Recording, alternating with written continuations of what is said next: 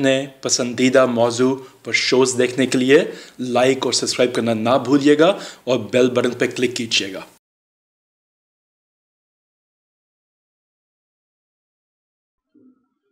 मेरे वतन तेरी जन्नत में आएंगे एक दिन, सितम शिवारों से तुझको छुड़ाएंगे एक दिन। अस्सलाम वालेकुम नाजरीन, हकाइक टीवी के साथ मैं हूं आपकी होस्ट हमायला सुल्तान। प्रोग्राम में आज मेरे साथ हैं शाहिद महमूद साहब, जिनका ताल्लुक PMLN से है और ये साबिक MPA रहे हैं।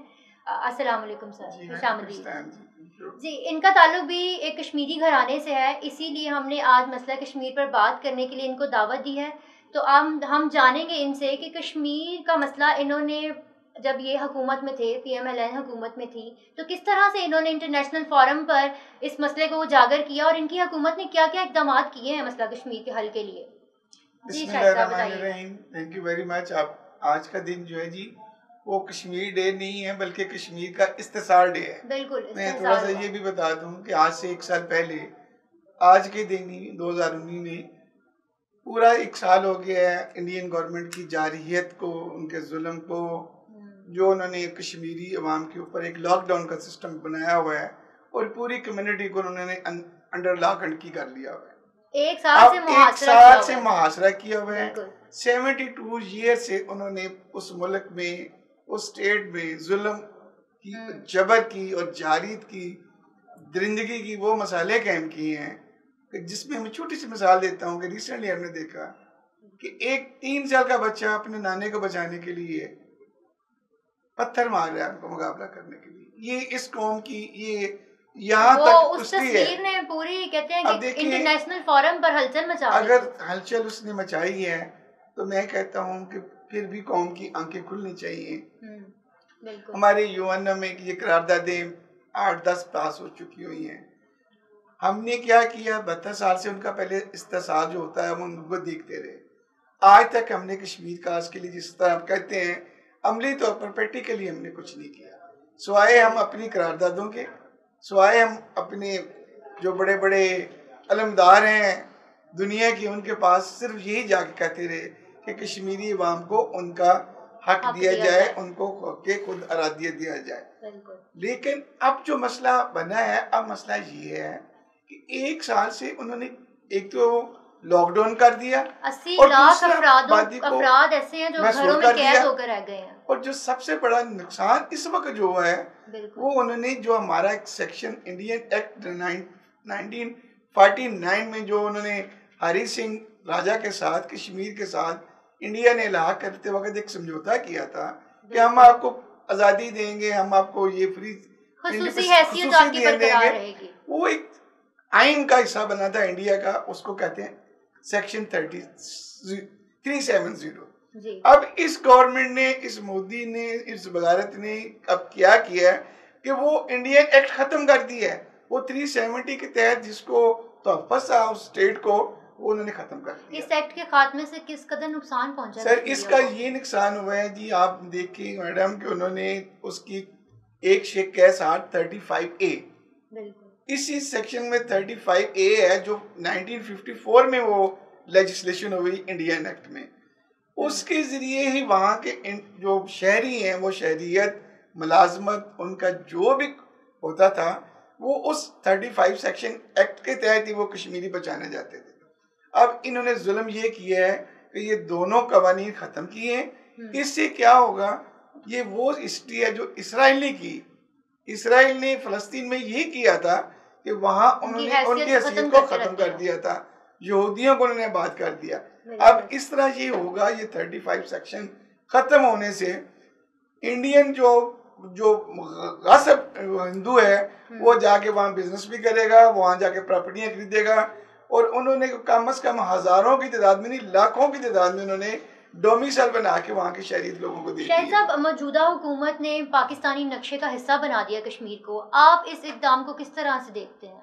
क्या ये हमारे मसला कश्मीर के हल के लिए मौसर साबित हो सकेगा? मैं कहता हूँ जी, इसने और तो 2 साल में कुछ नहीं किया इस हुकूमत ने। अच्छा। कम से कम इसने ये जो नारा लगाया था कि नया पाकिस्तान, वैसे तो उसने कोई गुड गवर्नेंस नहीं, कोई कुछ नहीं डिलीवर किया नक्शे पे नया, लेकिन नक्शे पे कम से कम ये बात करके वो कह सकता है जी कि हाँ मैंने नया पाकिस्तान बनाया, उसमें नक्शे की हद तक उसने एक इनिशिएटिव लिया है। बिल्कुल, और ये एक बड़ा जुर्रतमंदाना इक़दाम है। अगर उसने जुर्रतमंदाना या अक्लमंदी की काम की है तो तमाम पॉलिटिकल पार्टीज ने इंक्लूडिंग हमारी PML ने, हमने उनको सपोर्ट किया है। इस मामले में कश्मीर काज में पूरी कौम, पूरी पॉलिटिकल पार्टीज, तमाम तबके, हर किस्म के, कोई फिरका वरीयत नहीं, सब हम इस हुकूमत के साथ हैं ताकि इस काज को आगे बढ़ाया जाए। अच्छा हो गया कि आज पहली बार मुझे लगा कि तमाम पॉलिटिकल पार्टीज किसी एक कदम पर साथ तो चल रही हैं। कंसेंसस हम ये कहते हैं कि अब ये कुछ प्रैक्टिकली करे, इसको आगे लेके जाए, नक्शे आप सपोर्ट करेंगे? PMLN सपोर्ट करेगी PTI को? हम कहते हैं जी हमारा तो खून भी हाजिर है इस कश्मीर के लिए, हम कश्मीरी हैं, हमारे बाप से आए हुए हैं। जिन लोगों की माइग्रेशन हुई है उन लोगों को पता है कुर्बानी क्या होती है। अब कुर्बानी है आप एक कश्मीरी होने के नाते कैसा महसूस कर रहे हैं आज इस मौके पर यौम इस्तेहसाल मनाया जा रहा है? आप क्या महसूस कर रहे हैं इस पे? देखिए मैडम, इसमें रोना भी आता है, दुख भी आते हैं, अफसोस भी आते हैं, लेकिन कम से कम मुझे ये इस बात का फख्र होता है कि मैं इस वक्त एक आज़ाद स्टेट में हूँ, मैं अपना खुल के इजहार कर सकता हूँ। अब वही मेरे बहन भाई जो कश्मीर में हैं, वो वहाँ देखिए उनका ज़राए इब्लाग खत्म है, कम्युनिकेशन सिस्टम उनका कोलैप्स है, नेट सिस्टम उनका, नेट सर्विसेज उनकी बंद है, एजुकेशन बच्चों की बंद है, शहीद वो कर रहे हैं, कोई कम्युनिकेशन किसी के साथ नहीं है, फूड सप्लाईज उनकी बंद है। तो मैं कम से कम उस मुल्क में हूँ, मैं ये बड़े फख्र से कहता हूँ कि मैं एक आज़ाद स्टेट में हूँ। अल्लाह ने मुझे उस स्टेट में पैदा कर दिया जहाँ मैं एक आज़ाद मुल्क में पैदा हो गया। लेकिन मेरी हमदर्दियाँ, लाजमी बात है, जिन्होंने कुर्बानियाँ दी हैं इस मुल्क के लिए, जो कश्मीर से आए हमारे बड़े, उन्होंने एक सेक्रीफाइस किया, तो यकीनी तौर पर हम उनके लिए यही चाहते हैं कि जिस तरह उनकी कुर्बानियाँ हुई हैं अब उनको प्रैक्टिकली हमारी लीडरशिप जो है वो आगे लेके जाए, इसको मसले को हल करने के लिए UN की जान छोड़े। हम एक सुपर ताकत हैं अल्हम्दुलिल्लाह। मियां नवाज शरीफ साहब ने अपने एक पहली बात की थी कि आपकी हुकूमत ने क्या किया। हमारी हुकूमत ने जो सबसे बड़ा काम किया है, कायदे आज़म रहमतुल्लाह ने हमें पाकिस्तान दिया 1947 में। हमने मियां मोहम्मद नवाज शरीफ ने पाकिस्तान को एटमी पाकिस्तान बना के दिया। अब किसी दुनिया की ताकत में मैं ये बता दूं, जरूरत नहीं है पाकिस्तान के खिलाफ आंख दिखाने की भी, क्योंकि वही है द सुपर पावर्स। दूसरी बात यह है कि हमारी जो फौज है अल्हम्दुलिल्लाह पूरी दुनिया में पहचानी जाती है। अस्करी क़यादत के हम साथ हैं इस मामले में। मैं चाहता हूं कि we are the behind with the अस्करी क़यादत इस मामले में कि वो लीड करे, वरना ये अगर फौज और ये हमारी हुकूमत इस वक्त इस इशू को आगे नहीं लेके जाएगी तो लोग सब साथ हैं। तो ऐसा ना हो कि लोग फिर अल्हम्दुलिल्लाह जहाद का नारा लगा के बाहर निकले। दूसरा मैं ये एक मैसेज दूंगा इस हुकूमत को कि ये फौरी तौर पर अपने जो मुस्लिम ममालिक हैं उनको इन्वॉल्व करें, खास तौर पे अफगानिस्तान को साथ इन्वॉल्व करें। Afghanistan is very important for the historical point. मुस्लिम दुनिया को एक होना पड़ेगा करें, और सबसे बड़ी जंगजू कौमें जितनी हैं वो अफगानिस्तान से आई हैं। बिल्कुल बिल्कुल। और हमारा बॉर्डर इंडिया के साथ है, अफगानिस्तान को आप जरूर साथ लें। और मैं ये बार बार आपको ये कहता हूँ, अगर हमारी हुकूमत इस वक्त, जबकि पूरी पॉलिटिकल पार्टीज उनके साथ हैं, अवाम उनके साथ है, और तो उनके साथ नहीं है, लेकिन इस काम के लिए वो सब साथ हैं, अगर फिर भी ये मसला कश्मीर का ये हल ना कर सके, कौम इनको माफ नहीं करेगी।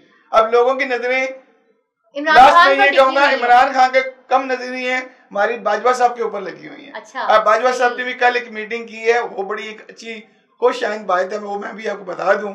उन्होंने हाजिर सर्विस जर्नल्स और जो हमारे साहब जर्नल्स हैं उनके साथ भी उन्होंने एक मशावरत की है। अच्छा। वो क्या की है, अल्हम्दुलिल्लाह आई थिंक सो कि वो इसी मामले में होगी। और दूसरी चीज मैं ये कहूँगा, पाकिस्तान को एक नया एज मिल रहा है। UN का जो जनरल सेक्रेटरी है, ही इज विजिटिंग पाकिस्तान, वो इसी मंथ में पाकिस्तान में आ रहे हैं। अच्छा। यस, हमें चाहिए कि हम इसको हमारे घर में, मैं यही कहता हूँ, अब आपके घर में एक मेहमान आ रहे हैं, आप अपने जो इस कश्मीर इशू को है फौरी तौर पर उसके साथ मिलके अच्छे तरीके से हल करवाएं। साहब, आपसे मेरा आखिरी सवाल, क्योंकि टाइम कम रह गया है, आलमी ज़मीर को हम किस तरह से जगा सकते हैं? आपने देखा होगा कि इन वेस्टर्न कंट्रीज में एक जानवर भी मर जाए ना तो वो सब बाहर निकल आते हैं, सड़कों पे निकल आते हैं, और इस वक्त 80 लाख अफराद अपने घरों में कैद हैं।